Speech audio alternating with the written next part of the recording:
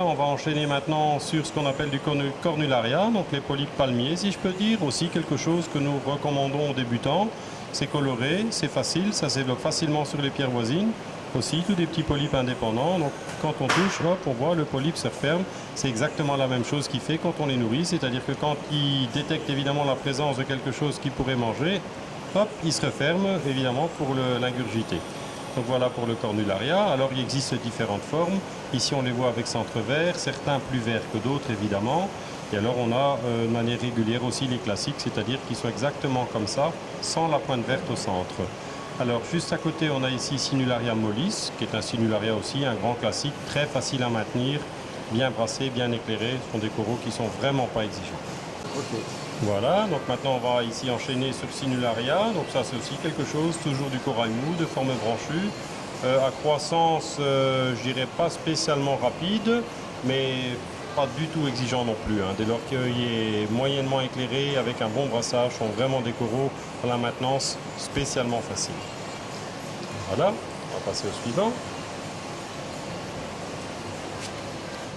Alors ici, on va montrer une autre forme de ce qu'on appelle couramment les champignons. Ici, on a des Recordia florida, donc une très belle variété de champignons qui est aussi extrêmement facile, qui colonise rapidement les pierres voisines. Et là, il y a aussi différentes couleurs, hein. Ici, on a essentiellement des verts pour le moment, mais ça existe en orange, voire en un peu bleuté. Ici, on a donc les classiques. À côté, on a les verts, aussi quelque chose d'extrêmement facile, qui là, en revanche, ne demande pas une nourriture particulière, simplement un peu de plancton. Que ce soit en liquide ou surgelé, ça fait l'affaire.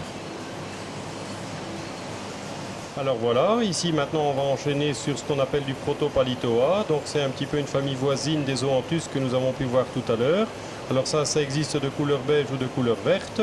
Ici à nouveau, chaque polype est un animal indépendant, hein. Quand on touche même histoire, voilà, il se referme, toujours évidemment dans le but de pouvoir aller capturer une petite proie pour s'alimenter.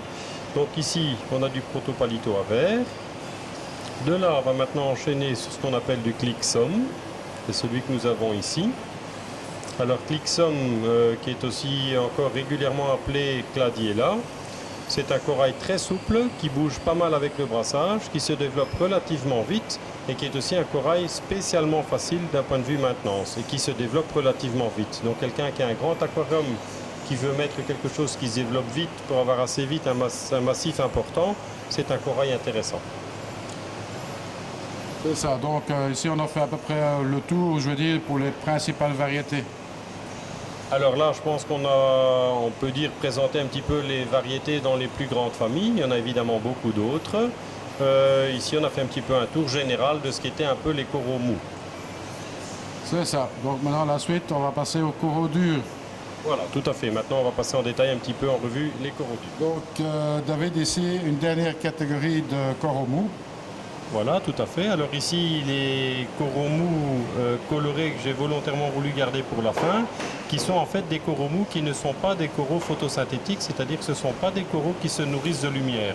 Donc, bien entendu, ce ne sont pas des coraux qui demandent de la lumière, puisqu'ils ne s'en nourrissent pas, ils n'ont pas besoin d'éclairage. C'est-à-dire que quelqu'un qui a une zone qui est peu, voire même presque pas éclairée, sont des coraux qui peuvent être adaptés. Alors, ça veut dire quoi? Ce ne sont pas des coraux qui craignent la lumière. Et c'est des coraux qui n'en ont clairement pas besoin.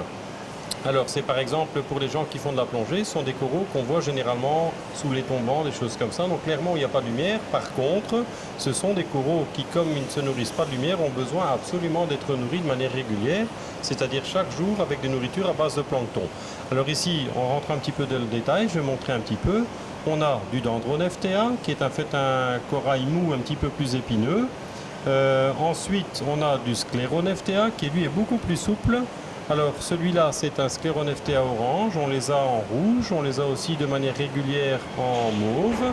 Et alors ici, on a à nouveau du Dendroneftea. Donc là, on a du orange, on a un peu du mauve, on a du plus clair. Quelquefois, on a même du tout blanc. Et tous ces coraux, on peut considérer qu'ils font partie de la même famille, c'est-à-dire des coraux mous non photosynthétiques qui doivent être alimentés. Ben voilà, donc on a fait un petit peu le tour de ce que c'était les coraux mous.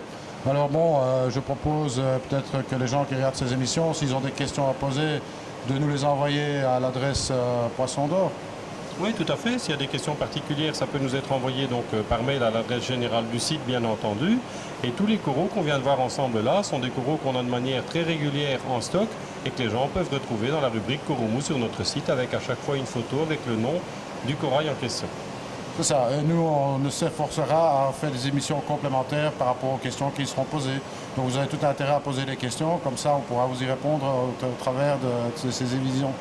Oui, tout à fait. Je pense que c'est une bonne idée. Ça va permettre d'avoir une petite idée sur ce que les questions que les gens peuvent évidemment se poser par rapport aux différentes choses qu'on a pu présenter. Je te remercie David. Merci à vous d'avoir suivi cette émission et à très bientôt pour la prochaine émission d'Aqua Video Mag. À bientôt.